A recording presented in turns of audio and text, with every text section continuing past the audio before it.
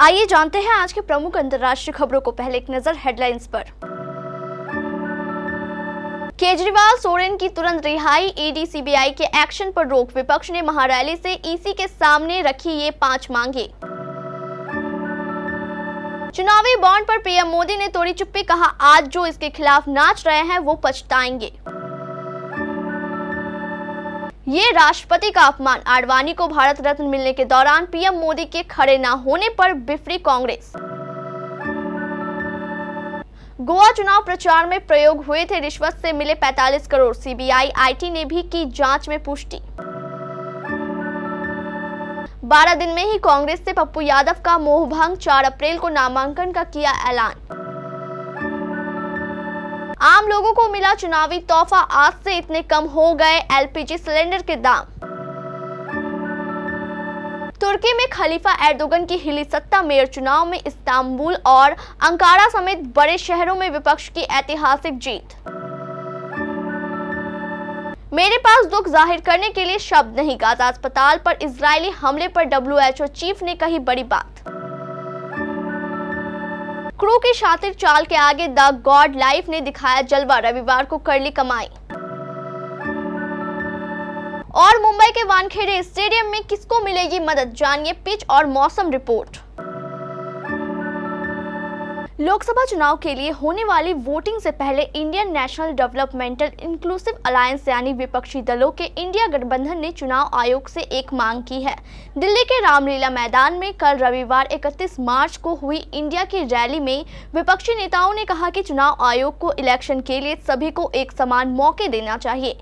विपक्ष ने कहा कि चुनावी हेराफेरी रोकने के लिए इलेक्शन कमीशन को एक्शन भी लेना चाहिए। रामलीला मैदान में विपक्षी ताकत दिखाते हुए आयोजित हुई महारैली में 5 सूत्री मांगों को रखा गया। इसमें दिल्ली के मुख्यमंत्री अरविंद केजरीवाल और झारखंड के पूर्व सीएम हेमंत सोरेन की तत्काल रिहाई भी शामिल रही। कांग्रेस महासचिव प्रियंका गांधी ने विपक्षी दलों की तरफ से ये मांग रखी। रामलीला मैदान में इंडिया गठबंधन ने लोकतंत्र बचाओ महारैली का आयोजन किया था, जिसमें अखिलेश यादव से लेकर तेजस्वी यादव जैसे विपक्षी दलों के नेता शामिल हुए। प्रधानमंत्री नरेंद्र मोदी ने चुनावी बॉन्ड योजना के खारिज होने को अपनी सरकार के लिए झटका मानने से इनकार कर दिया। तमिलनाडु के एक टीवी चैनल को दिए गए एक साक्षात्कार में पीएम मोदी ने पहली बार चुनावी बॉन्ड योजना को लेकर अपनी बात रखी। रिपोर्टर्स के ये पूछने पर कि क्या इस योजना के कोर्ट से खारिज होने को सरकार के लिए झटका माना जाए, पीएम मोदी ने कहा 2014 से पहले चुनावों के दौरान राजनीतिक दलों को मिले पैसे का कोई हिसाब नहीं मिलता था। मुझे बताइए ऐसा क्या हुआ है जिससे ये माना जाए कि ये मेरी सरकार के लिए झटका है। मैं पक्का मानता हूं कि जो लोग इसे लेकर आज नाच रहे हैं वो पछताने वाले हैं। भाजपा के वरिष्ठ नेता लालकृष्ण आडवाणी को देश के सर्वोच्च नागरिक सम्मान भारत रत्न से नवाजा गया। राष्ट्रपति द्रौपदी मुर्मू ने दिल्ली में आडवाणी के आवास उन्हें भारत रत्न से सम्मानित किया। इसी बीच कांग्रेस ने रविवार पीएम मोदी पर हमला करते हुए कहा कि प्रधानमंत्री ने राष्ट्रपति द्रौपदी मुर्मू का अपमान किया है। कांग्रेस नेता जयराम रमेश ने द्रौपदी मुर्मू द्वारा अपने आवास पर आडवाणी को भारत रत्न प्रदान करते हुए तस्वीरें साझा की। तस्वीरों में भाजपा के वरिष्ठ नेता लालकृष्ण आडवाणी और पीएम मोदी कुर्सियों पर बैठे हैं, जबकि मुर्मू खड़े होकर भाजपा नेता को प्रशस्ति पत्र सौंप रही है।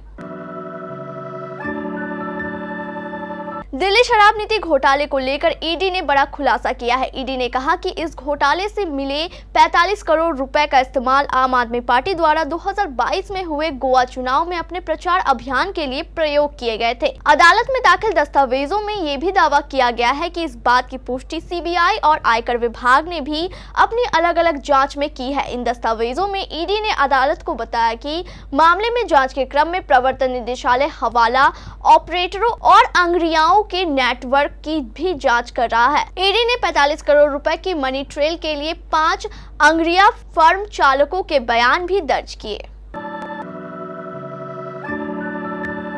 बिहार का पूर्णिया इस समय हॉट लोकसभा सीट बना हुआ है। पूर्णिया सीट आरजेडी के खाते में जाने के बाद जिले के बाहुबली नेता पप्पू यादव का सिर्फ 12 दिनों में ही कांग्रेस से मोह भंग हो गया है और वो अब आर पार के मूड में आ गया है। पप्पू यादव ने 20 मार्च को अपनी पार्टी का विलय करते हुए कांग्रेस ज्वाइन कर लिया था।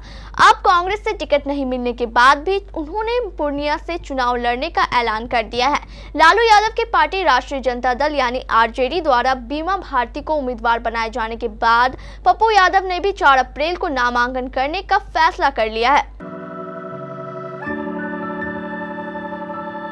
लोकसभा चुनावों के लिए मतदान के चरणों की शुरुआत से पहले आम लोगों को आज से बड़ा तोहफा मिलने जा रहा है। सरकारी तेल व गैस विपणन कंपनियों ने आज 1 अप्रैल से एलपीजी सिलेंडरों के दाम में कटौती करने की घोषणा की है। इससे लोगों को राहत मिलने और महंगाई में नरमी आने की उम्मीद की जा रही है। सरकारी तेल कंपनियों के द्वारा दी गई जानकारी के अनुसार आज से देश के विभिन्न शहरों में एलपीजी सिलेंडरों के दाम 30.50 रुपए तक की कटौती की गई है। हालांकि इस कटौती का लाभ सिर्फ 19 किलो वाले कमर्शियल एलपीजी सिलेंडरों पर मिलेगा। घरेलू इस्तेमाल वाले एलपीजी सिलेंडरों के दाम में इस बार कोई बदलाव नहीं हुआ है।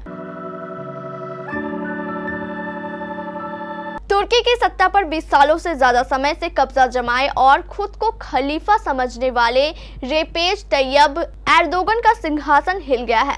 रविवार को देश भर में हुए मेयर चुनावों में एर्दोगन की पार्टी एकेपी को ऐतिहासिक हार का सामना करना पड़ा है। तुर्की की मुख्य विपक्षी पार्टी ने राजधानी अंकारा, इस्तांबुल और इजमिर समेत 5 बड़े शहरों में जीत हासिल की है। तुर्की के राष्ट्रपति के रूप में तीसरा कार्यकाल हासिल करने के 1 साल के भीतर बड़े शहरों में हार एर्दोगन के लिए बड़ा झटका माना जा रहा है। खासतौर पर इस्तांबुल की हार इस बात का संकेत है कि देश की सत्ता पर एर्दोगन की पकड़ कमजोर होने लगी है। तुर्की के इस सबसे बड़े शहर में भी एर्दोगन बड़े हुए और यहीं से मेयर बनकर उन्होंने देश की राजनीति में कदम रखा था।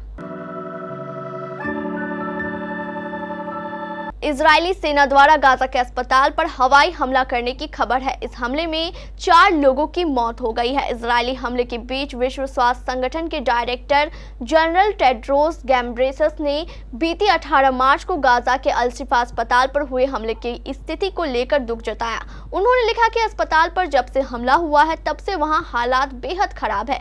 WHO चीफ ने सोशल मीडिया पर साझा एक पोस्ट में लिखा कि उनके पास अपना दुख व्यक्त करने के लिए शब्द नहीं है। WHO चीफ ने सोशल मीडिया पर साझा एक पोस्ट में लिखा कि अस्पताल परिसर में 107 मरीज ठहरे हुए हैं जिनके पास जरूरी चीजों की भारी कमी है। स्वास्थ्य सहायता, मेडिकल देखभाल सप्लाई की भारी कमी है। अस्पताल के मरीजों से 4 बच्चों और 28 अन्य की हालत गंभीर है और लोग बुनियादी चीजों जैसे डायपर, यूरिन बैग और यहाँ तक कि पानी की कमी से भी जूझ रहे हैं।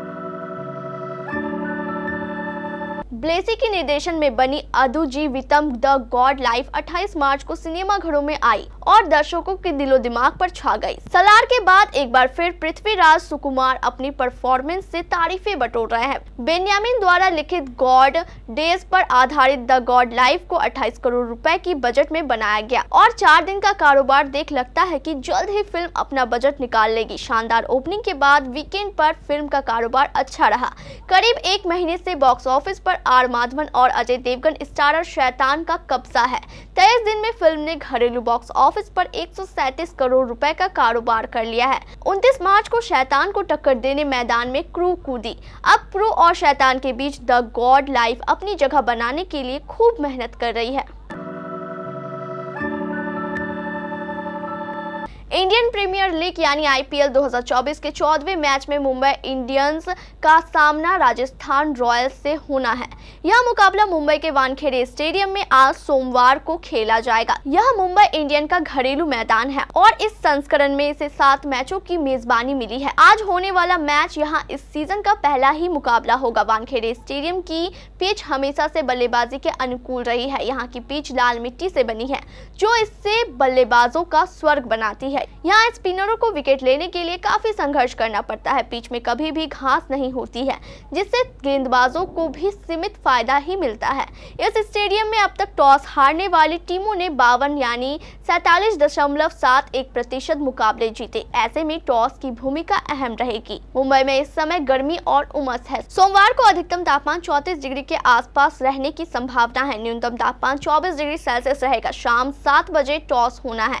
इसके बाद तापमान में मामूली गिरावट आएगी। बारिश की संभावना नहीं है।